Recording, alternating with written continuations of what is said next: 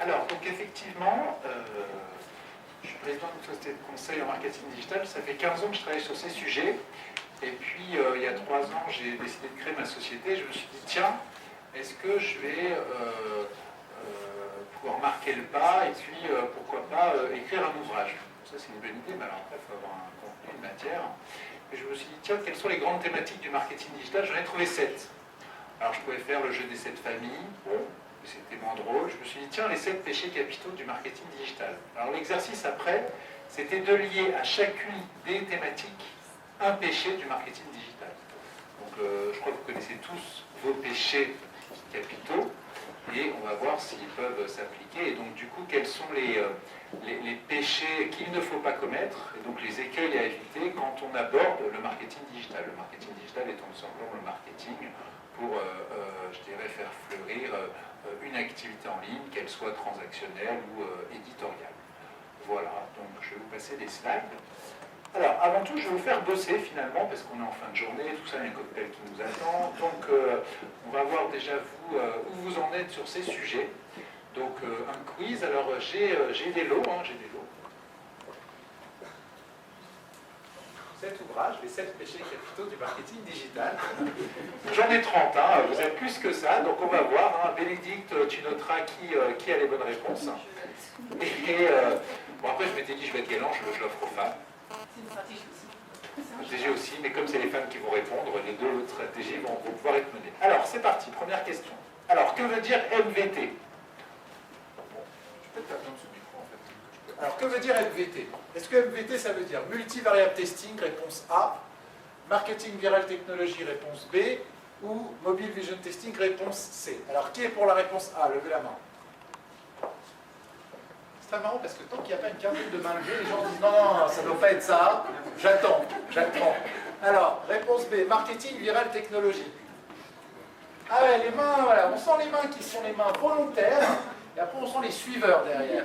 Donc, a priori, le B semble être une bonne réponse. Et le C, Mobile Vision Testing.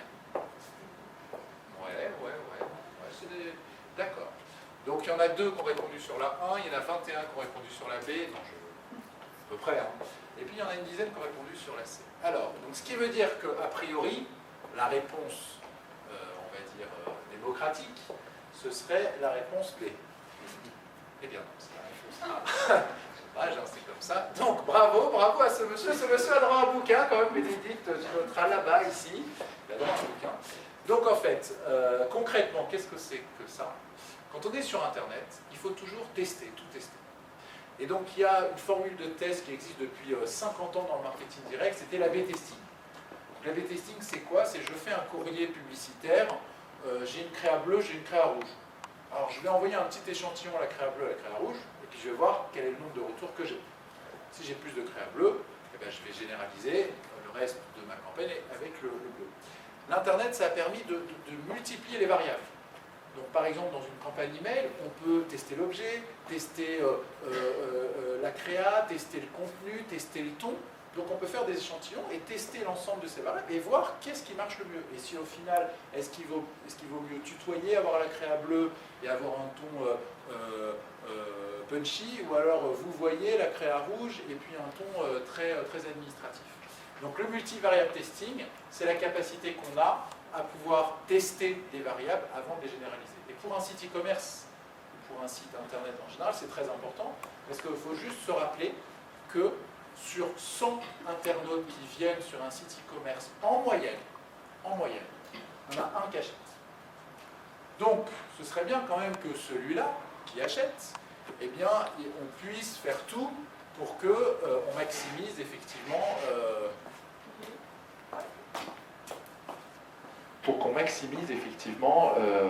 son achat et que son expérience client soit la plus pertinente possible. Alors, deuxième question. Bon, vous n'avez pas le droit de jouer, parce que vous n'avez pas gagné tous les livres non plus. Bon, en tout cas, on va voir si vous avez la réponse. Alors, que veut dire SMO? Est-ce que SMO, ça veut dire Search Management Operations? Réponse A. Donc, qui est pour cette réponse? D'accord. Bon, ça n'intéresse personne, cette question. Alors, réponse B, Social Media Optimization. Là, les gens ne font que regarder ce monsieur pour savoir lui, il a la bonne réponse. Donc, et réponse C, Search Marketing Optimization. D'accord, d'accord, d'accord. Bon. Donc en tout cas, il y a à chaque fois une réponse qui se profile. Est-ce que c'est la bonne? Malheureusement, ce n'est pas la bonne qui se profile à chaque fois, puisque vous avez plutôt majoritairement voté pour la C. Donc le B, Social Media Optimization. En fait, ce sont des acronymes, hein, les acronymes du marketing digital. Il y en a des plus connus, le SEO, Search Engine Optimization, c'est le référencement naturel.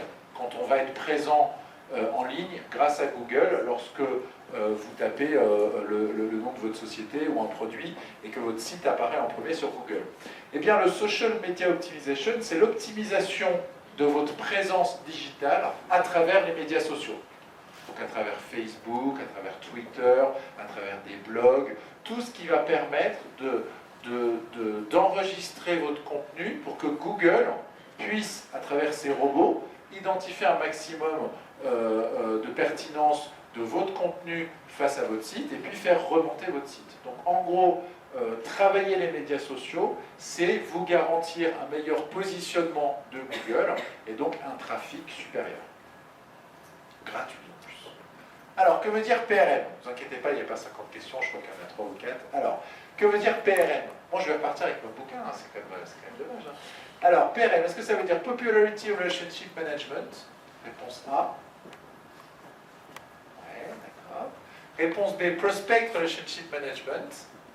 Réponse B. Je ne saurais pas dire, mais il y en a un qui est fort hein, dans la salle. Et puis réponse C, Pricing Rate Management. D'accord. Alors la réponse, Bénédicte, la réponse. D'accord. D'accord. Ah oui, bah oui, oui, oui. Eh bien, Prospect Relationship Management. Alors, on entend depuis 10-15 ans le CRM, Customer Relationship Management, gestion de la relation client. Et dans les mondes physiques, les magasins, les démarches classiques, bah, finalement, on avait des infos que sur nos clients. Les tickets de caisse, les infos qu'ils voulaient bien nous donner dans la carte de fidélité, etc. Grâce à Internet, on a des infos sur des prospects. On ne sait pas qui ils sont, mais on sait que c'est la même personne qui revient, on sait qu'il ouvre des emails, qu'il clique dans des emails, on sait qu'il navigue de site en site. Donc on peut mettre en place une relation. Donc la gestion de la relation prospect, c'est comment on fait pour transformer un visiteur en client. Et le CRM, c'est comment on fait pour convertir ce client à ce qu'il rachète. Qui rachète.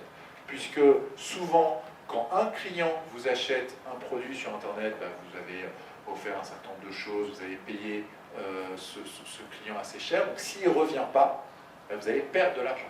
Souvent, on perd de l'argent à la première vente pour aller chercher dans l'incrément. Donc si on ne gère pas intelligemment ce repeat business, cet revenu de l'internaute, eh bien, on va perdre de l'argent. Bon, dernière question. Alors, qu'est-ce que la méthode RFM? Donc c'est une radio, RFM, bon, certes, mais il n'y a pas la réponse. Alors, est-ce que c'est la segmentation des clients par la récence de la commande, la fréquence d'achat, le montant d'achat? Réponse A. Est-ce que, pas mal, il y en a quand même qui se lèvent. La segmentation des clients par résultat, fidélité et maximisation de l'écoute. Merci. Je l'ai inventé, donc je trouve ça. Donc c'est pas la bonne réponse. Et puis Return Frequency Management, donc analyse de la fidélité client. Je suis très content, je l'ai inventé aussi, mais apparemment ça marche bien. Bah, la vraie réponse, c'est celui-là. Et alors l'heure FM, ça existe depuis très très longtemps, et ça a été oublié sur Internet, et pourtant c'est stratégique. En fait, une base client, donc que l'on soit dans une boutique physique ou sur Internet, eh bien, ça doit être classé par 3 indicateurs cumulés. La récence, la fréquence, le montant. Je donne un exemple. Si je rentre dans une boutique et que je dépense pour 1000 € d'achat, et puis si une personne est venue 100 fois pour acheter un produit à 10 €, le plus rentable, c'est le deuxième. Parce que moi, si j'ai acheté une fois 1000 €, qu'est-ce qui dit que je vais revenir? Alors que la personne qui achète régulièrement des montants corrects et qui a acheté il n'y a pas longtemps, a priori, il y a des chances qu'elle nous soit acquis, et puis à nous de la fidéliser, hein, de maintenir en fait le niveau d'engagement. Je vous donne un exemple, c'est Sarenza. Vous savez, les chaussures en ligne. Sarenza, le président de Sarenza que j'ai interviewé, m'explique que chaque année, il appelle sa meilleure cliente. Et sa meilleure cliente, l'année dernière, elle a passé 70 commandes. Sympathique, hein, 70 commandes de chaussures, un panier moyen 100 €. Bon, quand on est la meilleure cliente, je pense que le panier moyen il doit être à 150 €. Donc madame a acheté 10 000 € de chaussures, hein, donc sympathique. Donc il l'a appelé pour la féliciter, pour la remercier. mais je peux vous garantir que l'année prochaine, elle ne veut pas perdre sa place. Donc elle va surmaintenir son activité, etc. Donc là, bon, bah, c'est un peu anecdotique, il ne va pas appeler ses 10 000 meilleurs clients. Mais voilà, c'est quand même une logique où celle-là, il faut qu'elle soit gâtée, qu'elle soit chérie. Le jour de son anniversaire, il ne faut pas lui faire un code réduction à 10 €. Il faut lui offrir 200 €. Parce qu'elle va en parler à tout le monde. Oh, pour mon anniversaire, on va faire 200 €. Enfin, on va faire 200 € parce que tu nous as pris 10 000 €. Hein. Mais bon, en tout cas, ça fait un buzz très très positif plutôt que d'avoir le vulgaire à les 10 € parce que c'est ton anniversaire. Voilà, tout ça, il faut le penser pour pouvoir être le plus efficace possible. Et finalement, on n'a rien inventé. Hein. Tout le monde dit que l'e-commerce est mort, c'est vrai. L'e-commerce est mort, vive le commerce. C'est-à-dire que finalement, c'est pas un truc à part, là. Souvent, d'ailleurs, ça se lie. De plus en plus d'e-commerçants ouvrent des boutiques physiques, et puis de plus en plus d'acteurs retail se mettent online. Donc voilà, c'est pas... il n'y a pas de compétition, au contraire, il doit y avoir une synergie entre les deux.